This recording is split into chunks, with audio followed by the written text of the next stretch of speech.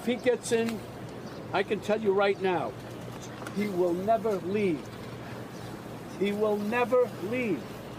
You know that. He will never leave. Two-time Oscar winner Robert De Niro showed up outside Donald Trump's Manhattan trial today on behalf of the Biden campaign. It was interesting. He said, "We are not here for what is going on in that courtroom. We are here because all of you media are here." He spoke alongside former police officers Michael Fanone and Harry Dunn, who both risked their lives protecting the U.S. Capitol on January 6th. The three of them all talked about the way the Trumpist movement and Trump himself have used and stoked violence to get their way. Near the end of his remarks, De Niro was interrupted by a pro-Trump protester, which, of course, led to the world's most New York City moment possible. Paid sellout for the DNC. A paid sellout for the DNC. Jay, get us fixed. Get us fixed. A paid sellout. Let's go. Straight up. Are you on FC's list? Are you on FC's list? We step to the side right here. Step to the side. You're not going to. That's what Trump does to try to day. We fight back. You're washed We're up. trying to do You're the world. washed up. You're washed up. We're trying to be gentlemen in this world. The Democrats. You are gangsters. You are gangsters. You're washed up.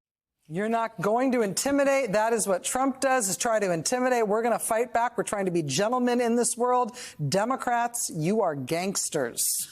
You are gangsters. Our friend Stephanie Ruhle joins us, joined again by Alex Wagner, Joy Reid, Ari Melber. Steph, you had Ari. You had Ari. I had Ari Melber on TV just a week ago. You had Yes. Robert De Niro on your show recently. I did. I just talked to him about an hour ago. He is speaking out because he truly believes our democracy is at risk, right? He talked about it in 2016 because Robert De Niro is a true New Yorker who has been saying this guy's a fraud. He's a con artist. The fact that America could ever look to elect a guy because he's a successful business guy. He not only went bankrupt 6 times, look at this trial, look at the way he ran his sham business. What's interesting about what De Niro's doing, he realizes he's going to get a huge amount of blowback. But he says, I'm an 80-year-old man and I'm worried about the generations ahead.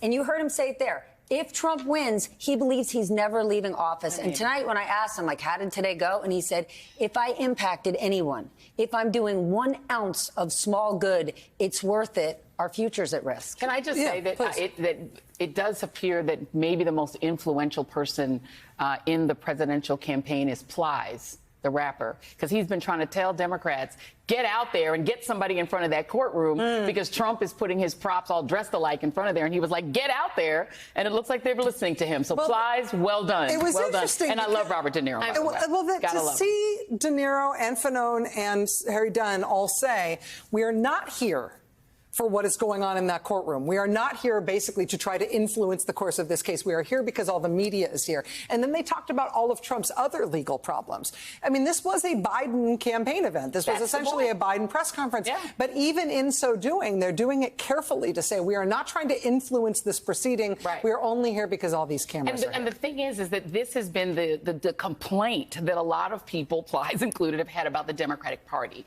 is that they don't fight like with like. This is a media event. The reason Donald Trump is sending his clones out there dressed like him is because the media is there. Yeah. And up to now, Democrats have not been playing that game with them. They need to get on the field because this is war. And I think you cannot find a more New Yorky New Yorker or a better foil for Trump than an actual popular celebrity New Yorker, which is everything Trump ever wanted to be. He wanted to be flanked by Fanone and Harry Dunn. Two heroes he considers them true patriots. Yes. It kills him that the Republican Party right now has hijacked the word and the concept of patriotism. And he wants people to remember what happened on January 6th and who was fighting for our democracy. It was guys like Harry Dunn. Yeah, while Trump supporters were yelling at them that they were traitors today. Yeah, and the substance of that is, we just heard the summation about a 2016 campaign crime.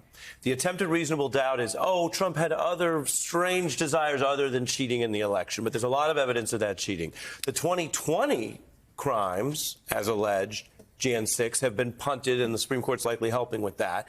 And Donald Trump's 2 impeachments were about what? Going after Biden, who actually became president. So right. Trump had some feeling about who the biggest risk was. And then, of course, what De Niro referenced, the refusal to have a peaceful transfer of power. Why would you expect someone who did that once to suddenly change gears? And so, again, he's presumed innocent in every court, but what ties this all together is we're dealing with the trials of an individual who stands accused of election crimes every time he's been on the ballot and even when he lost. And in the bigger picture, it should be an asset for the Democrats' campaign that they are running against somebody who is cloaking himself in criminality, not only in court, but in terms of the way that he is running right now. For him to be siding with the January 6th defendants while Democrats are saying we side with the cops who are trying to protect the Capitol from the January 6th defendants, that's a message that the Democrats, in my opinion, ought to be hitting every single day. All right, our recap of this very big day in the Trump criminal trial continues. We'll be right back.